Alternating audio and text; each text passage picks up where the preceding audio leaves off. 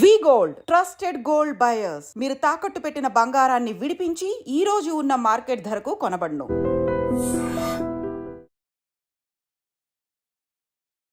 నమస్తే, welcome back to IT media. నేను మీ ఝాన్సీ. మన జాబ్ మీదే డిపెండ్ అయ్యి, అంటే ఒక ఫిక్స్డ్ శాలరీ మీదే డిపెండ్ అయ్యి మన ఇన్కమ్ అంతా ఉంటుంది. మనం కుటుంబాన్ని పోషించాలన్నా, ట్రిప్స్ ప్లాన్ చేసుకోవాలన్నా, ఏదన్నా మ్యారేజెస్ వచ్చినా కానీ ఎక్స్ట్రా ఇన్కమ్ లేదా డబ్బుల కోసం, లోన్ కోసం ఎవరికైనా అప్పులు తీసుకోవడం ఇలాంటివి చేస్తూ ఉంటాము. ఎండ్ ఆఫ్ ద డే వాటికి ఇంట్రెస్ట్ ఎక్కువైపోతుంది అండ్ తీర్చలేని పరిస్థితులు ఏదైనా ల్యాండ్ అమ్మేసి ఇవ్వడం ఇలాంటివి కూడా చేస్తూ ఉంటాం. మరి ఓన్లీ జాబ్ మీదే డిపెండ్ అవ్వకుండా మన ఇన్కమ్ని ఎలా డబుల్ చేసుకోవచ్చు, ఎలాంటి ఇన్వెస్ట్మెంట్ చేస్తే ఈ డిపెండెన్సీ అనేది తగ్గుతుంది, ఈ విషయాలు తెలుసుకుందాం. ప్రస్తుతం అంతా ఉన్నారు AMFI registered mutual fund distributor Srinivas Reddy గారు. నమస్తే సార్. నమస్తే అండి. ఎలా ఉన్నారు సార్? బాగున్నామండి సార్. అయితే చాలా మందికి శాలరీ, ఈ మంత్ శాలరీ వచ్చిందా లేదా, ఒక 30 days పని చేసామా, end of the month salary వచ్చిందా, దాంట్లోనే సర్దుకుంటూ ఉంటారు. అవును. ఇప్పుడు థాట్స్ మారిపోతున్నాయి, జనరేషన్స్ మారిపోతున్నాయి, మనకి ఇన్వెస్ట్మెంట్ చేసే ఆప్షన్స్ కూడా చాలా ఉన్నాయి. కాబట్టి ఓన్లీ శాలరీ మీద డిపెండ్ అవ్వకుండా ఇంకెలా మనం ఇన్వెస్ట్ చేసుకుంటే మన అవసరాలకి తగ్గట్టు ఇన్కమ్ అనేది పెరుగుతూ ఉంటుంది. ఝాన్సీ గారు, మనం ఏం మాట్లాడుకున్నా, మనం ఎంత ఇన్కమ్ జనరేట్ చేస్తున్నామో మన ఎక్స్పెన్సెస్ ఏ విధంగా ఇంక్రీజ్ అవుతున్నాయి, అవును, ఈ రెండింటిని మ్యాచ్ చేసుకోవాలని పరిస్థితుల్లో అందరూ ఉన్నాం. కానీ అట్లీస్ట్ ఎంతో కొంత కనుక మనం ఆ ఎన్విరాన్మెంట్ నుంచి బయటకు వచ్చి ఎంతో కొంత సేవ్ చేసుకోగలిగితే కనుక ఫ్యూచర్లో మనకి ఏమన్నా ఈవెంట్స్ వచ్చినప్పుడు, లేకపోతే పిల్లల హైయర్ ఎడ్యుకేషన్ కానీ, లేదా రిటైర్మెంట్ కానీ, లేక రకరకాల ఈవెంట్స్ వస్తూ ఉంటాయి ఫ్యూచర్లో, వాటన్నిటికీ సపోర్ట్ కావాలంటే మీరు ఎంతో కొంత ఇన్వెస్ట్మెంట్ చేయాల్సిందే, నాట్ సేవింగ్స్. అంటే మీ సంపాదనలోంచి కొంత తీసి కనుక మీరు ఎక్కడైనా సరైన ఇన్వెస్ట్మెంట్లో కనుక మీరు ఇన్వెస్ట్ చేస్తే మీరు సంపద సృష్టించగలుగుతారు. ఇది ఓవర్ ద పీరియడ్ అవుతుందా లేకపోతే వెరీ షార్ట్ టర్మ్ అవుతుందా అని మాట్లాడుకుంటే, వెరీ షార్ట్ టర్మ్లో ఎలాంటి అద్భుతాలు జరగవు. నిదానంగా అంటే మనం సీడ్స్ నిదానంగా వేసుకుంటూ వెళుతూ ఉంటే గ్రో అవుతుంది, చెట్టు ఎలా అయితే గ్రో అవుతుందో ఆ విధంగా మాత్రమే రిటర్న్ జనరేట్ అవుతాయి. కానీ ఎవరైనా ఇవాళ మార్కెట్లో చూస్తున్నప్పుడు, ఇవాళ రీసెంట్గా నేను ఒక పేపర్ ఆర్టికల్ చదివాను, లాస్ట్ 5 yearsలో 5 lakhs ఇండస్ట్రీస్ ఇండియాలో క్లోజ్ అయినాయి. 5 lakhs ఇండస్ట్రీస్ క్లోజ్ అయినాయి అంటే వీళ్ళందరూ అంటే కంటిన్యూస్గా వీళ్ళకి ఏమి జాబ్స్ రాకుండా పోయినాయి, వీళ్ళు ఏమి వర్క్ చేయట్లేదని నేను అన్నా, కానీ ఎంతో కొంత అన్సర్టనిటీ ఫీల్ అయ్యారు.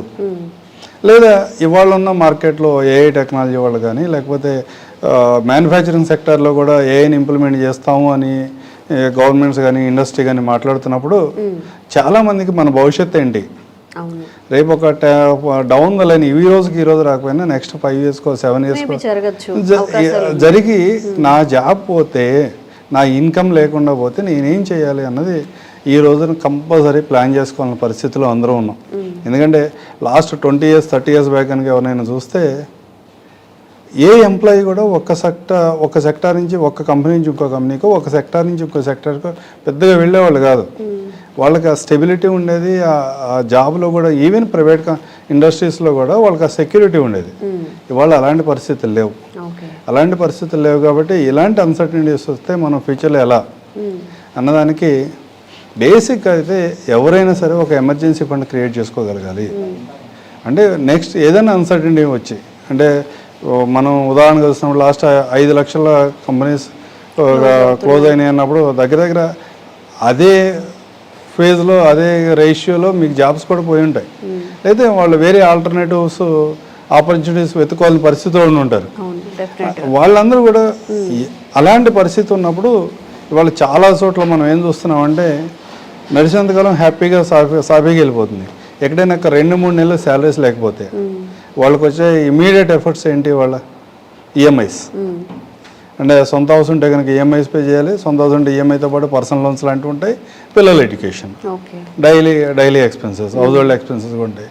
వీటిని అన్నింటినీ మేనేజ్ చేయడానికి 2 నెలలు 3 నెలలు మేనేజ్ చేయడానికి కూడా చాలామంది ఇబ్బంది పడుతున్నారు.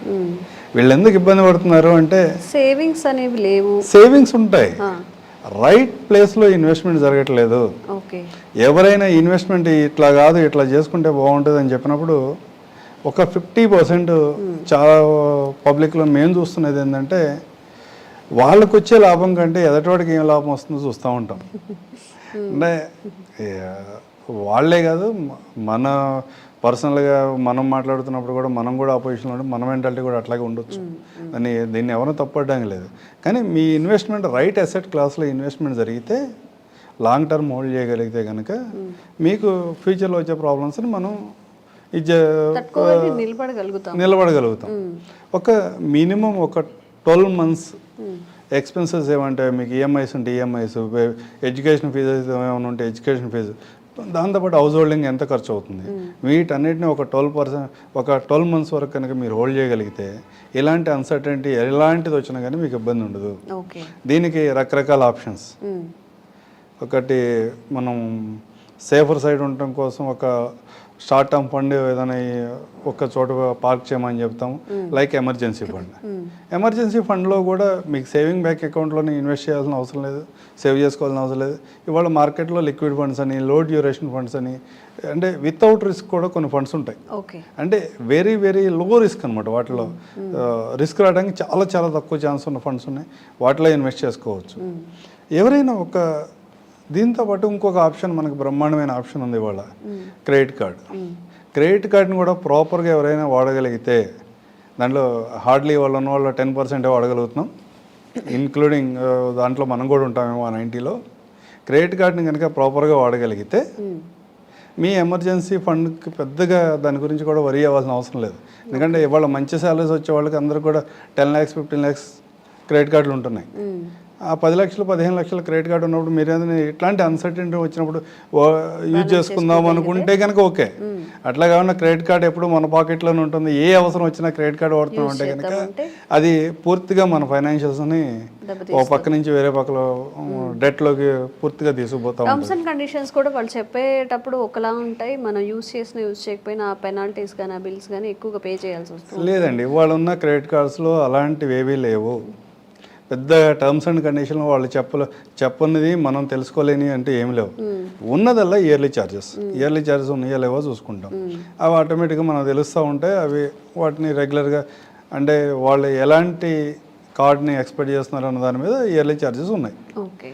ఓన్లీ థింగ్ ఏంటంటే క్రెడిట్ కార్డు వాళ్ళందరూ ఎప్పుడు ఏమి ఆలోచిస్తుంది అంటే మనం లేట్ పేమెంట్ చేయగలగాలి, అప్పుడు మాత్రమే వాడికి ఉపయోగం.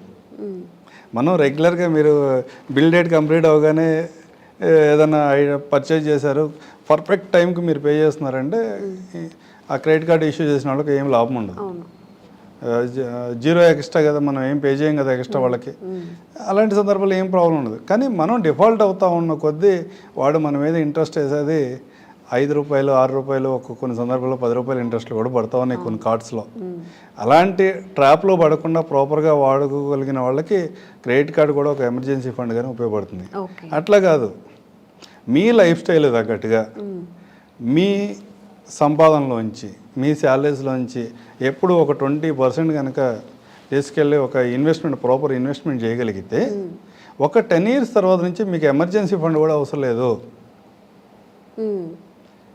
మీ సంపాదన నుంచి ఒక 20%, మీ శాలరీస్ నుంచి ఒక 20% ఇన్వెస్ట్ చేస్తాయి. మీ ఖర్చులన్నీ కూడా మీ శాలరీ తగ్గట్టుగా ఆ లైన్లోనే ఉంటాయి కదా. 1 lakh వచ్చేవాళ్ళు 20,000 చేయండి, 20,000 వచ్చేవాళ్ళు 4,000 చేయండి, 50,000 వచ్చేవాళ్ళు 10,000 కనుక ఇన్వెస్ట్మెంట్ చేసుకుంటూ వెళ్ళగలిగితే మీ శాలరీస్ ఏ విధంగా ఇంక్రిమెంట్ అవుతున్నాయో మీ ఇన్వెస్ట్మెంట్ కూడా అదే రేషియోలో మీరు ఇంక్రీజ్ చేసుకుంటూ వెళ్ళగలిగితే మీకు ఒక 10 years తర్వాత నుంచి మీకు ఎలాంటి ఇబ్బంది ఉండదు. ఎమర్జెన్సీ ఫండ్ కూడా అవసరం లేదు. ఎప్పుడంటే అంటే మనం ఉదాహరణగా మనం ఎక్కువగా మాట్లాడుతుంది మ్యూచువల్ ఫండ్ గురించి మాట్లాడతాం. మ్యూచువల్ ఫండ్ గురించి మాట్లాడుతున్నప్పుడు ఒక 10 years తర్వాత మీ ఇన్వెస్ట్మెంట్ ఆల్మోస్ట్ డబుల్ అవుతుంది.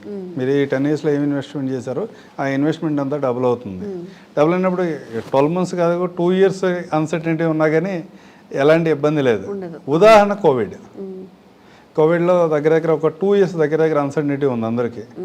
ఆ టైంలో ఎంతమంది ఎక్కువ మంది ఇన్వెస్ట్ చేశారో అంత ఎక్కువ మంది ఆల్రెడీ ఓల్డ్ ఇన్వెస్ట్మెంట్స్ ఉన్నవాళ్ళు వాళ్ళ అవసరాలకు తగ్గట్టుగా వాళ్ళ ఎమర్జెన్సీ సిచ్యువేషన్ తగ్గట్టుగా విత్డ్రా చేసుకుని ఎలాంటి ఇబ్బంది పడకుండా వాళ్ళ లైఫ్ని లీడ్ చేసినట్టు వచ్చారు. ఇలాంటి సందర్భాలు మ్యూచువల్ ఫండ్లో ఉంటాయి. ఓన్లీ థింగ్ ఒక చిన్న ఉదాహరణ చెప్తాను. అప్పుడే పుట్టిన పిల్లలకు కనుక మనం ఒక 10,000 రూపాయలు ఇన్వెస్ట్మెంట్తో ఎస్ఐపి స్టార్ట్ చేస్తే వాళ్ళు 20 సంవత్సరాలు వచ్చేపాటికి వాళ్ళకి 1 కోటి రూపాయలు అవుతుంది. 10 years 20 సంవత్సరాలు వచ్చేపాటికి 1 రూపాయలు అవుతుంది. అంటే దగ్గర దగ్గర ఒక 24 లక్షలు ఇన్వెస్ట్మెంట్ చేస్తారు, వాళ్ళకి ₹1 రిటర్న్ వస్తుంది. అట్లా కాకుండా మీరు ఒక 5 సంవత్సరాలు లేట్గా స్టార్ట్ చేశారు, మీ మంత్లీ ఇన్వెస్ట్మెంట్ 20,000తో స్టార్ట్ చేస్తే కానీ 15 సంవత్సరాలు, అంటే వాళ్ళకి 20 సంవత్సరాలు వచ్చేప్పటికి ₹1 అక్యుములేట్ చేయలేం. ఓకే, ఇది బాగానే ఉంది. కానీ దీనికి అగైనెస్ట్గా ఇవాళ ఉన్న సినారియో ఏంటంటే ప్రతి అవసరానికి మార్కెట్లో లోన్ ఉంది. పిల్లల హైయర్ ఎడ్యుకేషన్ కావాలా, లేదా మీరు ఏమైనా పార్టీ చేసుకుందాం అనుకుంటే కూడా ఈఎంఐ ఫెసిలిటీ ఉంది. సరే, ఈ 1 crore రూపీస్ని నేను నెక్స్ట్ 20 years ఈఎంఐగా పే చేస్తా అంటే మీరు మంత్లీ పే చేయాల్సింది ఒక 88,000 రూపీస్ పే చేయాలి. 88,000 రూపీస్ అంటే మీరు ఇన్వెస్ట్మెంట్ చేస్తే 10,000తో సరిపోయేది, మీరు లోన్ తీసుకుని నెక్స్ట్ 20 years పే చేద్దాం అనుకుంటే ఒక 88,000 పర్ మంత్ పే చేయాలి. ఇన్వెస్ట్మెంట్కిను ఈఎంఐకి తేడా దగ్గర దగ్గర 1,87,00,000 ఉంది. ఇంత వేరియేషన్ ఉంటుంది. అదే చాలా హ్యూజ్ అమౌంట్. అందుకని అంటే రేపెప్పుడో మనము యూటిలైజ్ చేసుకున్న తర్వాత అంటే ఆ అమౌంట్ మనం లోన్ ద్వారా తీసుకుని అక్కడి నుంచి ఈఎంఐ స్టార్ట్ చేద్దాం అనుకునే కన్నా ఇనీషియల్గా మనకు అవకాశం ఉన్నంత వరకు సేవ్ చేసుకుని లాంగ్ టర్మ్ కంటిన్యూ చేయగలిగితే ఇలాంటి అన్సర్టనిటీ వచ్చినప్పుడు, ఈవెన్ ఇవాళ మనం ట్రంప్ టారిఫ్స్తో ఇబ్బంది పడుతున్నాం, ఒక 4-5 సంవత్సరాల క్రితం బ్యాక్ చూసినప్పుడైతే కోవిడ్తో ఇబ్బంది పడ్డాం. ఇలాంటి ఈవెంట్ ఏదో ఒక కారణంతో నేషనల్గా కానీ ఇంటర్నేషనల్గా కానీ రావచ్చు, లేదా మన పని చేసే ఎన్విరాన్మెంట్లో రావచ్చు, లేదా మన ఫ్యామిలీలో కూడా రావచ్చు. ఎలాంటి ఇబ్బంది వచ్చినా లాంగ్ టర్మ్ కోసం మీ 20% సేవింగ్స్ కనుక పక్కన పెట్టగలిగితే మీకు ఎలాంటి ఇబ్బంది లేకుండా ఉంటుంది. ఓకే, సో ఇన్వెస్ట్మెంట్ చేసేటప్పుడు కూడా డిస్ట్రిబ్యూటర్ త్రూ మనకి ఇష్టం వచ్చినట్టు మనం కాకుండా ఒక సేఫ్ సైడ్ ఉండేలాగా ఇన్వెస్ట్మెంట్ చేసుకుంటే మంచిది. Thank you sir. Thank you అండి.